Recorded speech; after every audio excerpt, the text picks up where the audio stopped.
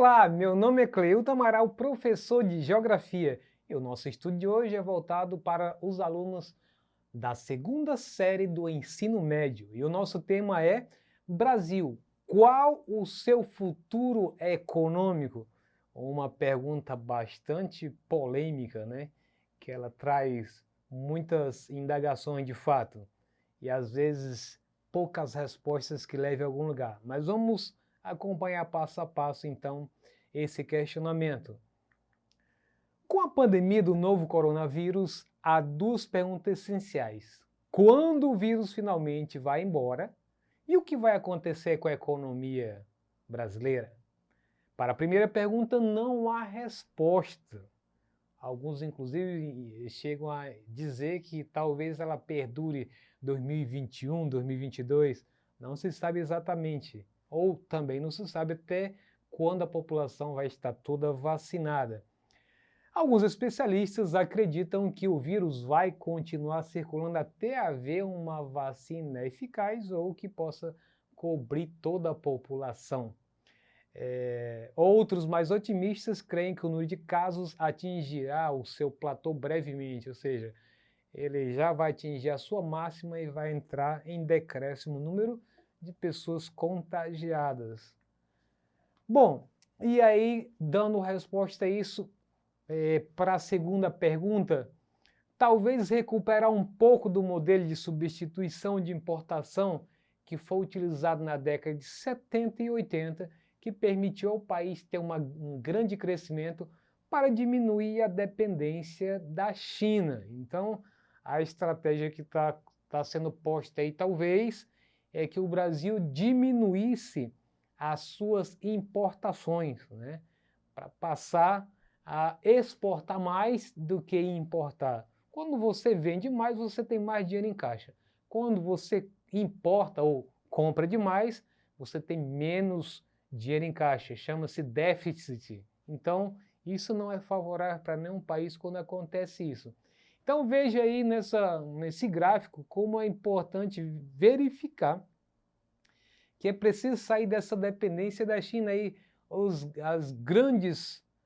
países, os 10 principais países com maior setor industrial mundial, né? Então temos aí a China, que representa 28,4% de toda a produção industrial mundial, Estados Unidos 16,6%, Japão 7,2%, a Alemanha 5,8%, Coreia do Sul 3,3%, Índia 3%, Itália 2,3%, França 1,9%, Reino Unido 1,8% e México 1,5%. Olha como a gente precisa avançar, que até o México, que pertence à América Latina, apareceu na relação das 10 maiores indústrias do mundo, né? E o Brasil não ficou entre os 10. Então é preciso, de fato, sair um pouco das amarras, digamos assim, das dificuldades de infraestrutura que temos, de logística e de infraestrutura necessária para poder, inclusive, dar conta dos prazos que o mercado asiático precisa para que o Brasil possa superar essa sua fase. Mas, infelizmente, nós estamos muito presos à venda das commodities, dos produtos ainda na sua forma primária, vendendo ele ainda in natura para que os países possam ganhar dinheiro em cima disso. Então a gente precisa entrar nesse grupo seleto dos grandes países industriais que têm uma importância global. Muito bem. Temos que ter em mente que o Brasil, antes da pandemia, estava já tendo um desempenho muito pouco animador, com a queda de 2,5% no primeiro trimestre deste ano, de 2020, ante o último trimestre do ano anterior, depois de 3 anos de crescimento medíocre do PIB, ao redor de 1% ao ano. Assim, mesmo no caso de a retomada econômica virar realidade, iríamos voltar a um nível de atividade econômica que está longe de ser entusiasmante. Então, veja aí nessas barras negativas vermelhas no primeiro trimestre de 2020, a economia apresentou uma queda de menos 2,5%. E no segundo trimestre de 2020, menos 9,7%, em função da pandemia. Ficou entre as maiores quedas mundiais, junto com outras economias da Europa e dos Estados Unidos. Mas é bom lembrar que, mesmo independente disso, como o próprio texto mostra, já vimos com crescimentos pífios, muito pequenos. Olha só aí, no terceiro trimestre de 2019, teve um crescimento apenas de 0,1%. No quarto trimestre do mesmo ano, 0,5%. Então é um crescimento muito pequeno, né? Precisa ter aí uma retomada de crescimento que possa então mover todos os setores, as atividades econômicas, para que isso possa mudar. E esse é o grande desafio. Como fazer isso quando as atividades econômicas estão paralisadas em função da pandemia, em função da questão do distanciamento social e a necessidade, então, de escolher quais são as atividades econômicas que são essenciais e as não essenciais. Não se sabe se isso é válido ou não, só o futuro vai nos dizer se isso foi um acerto ou não. As projeções do FMI indicam que o Produto Interno Bruto, o PIB do país, deve ter um crescimento médio de 0,9% nesta década. Será o pior resultado em 120 anos. Como comparação, o número é bastante modesto em relação ao avanço previsto para os emergentes, de 4,9%. E para as nações da América Latina e Caribe, de 1,7%. Pelo levantamento, Portugal, Itália e Grécia também deverão ter resultados piores do que o da economia brasileira. Os países europeus enfrentam um ciclo de década bastante complicado.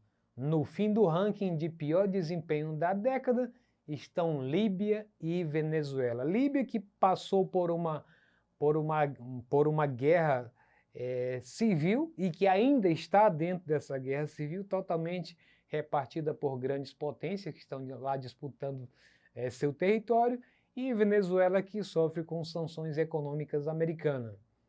E aí nós temos o porquê que mostra que o Brasil apresentou taxas baixas em relação às economias emergentes, o mundo e até mesmo a América Latina e Caribe. Vejam só os índices. Entre 2011 a 2020, a última coluna, as economias emergentes apresentaram 4,9%, o mundo taxa de 3,6% de crescimento, a América Latina e Caribe 1,7% e Brasil 0,9%. Então a economia brasileira desacelerou mais do que outros países, de acordo com dados do FMI.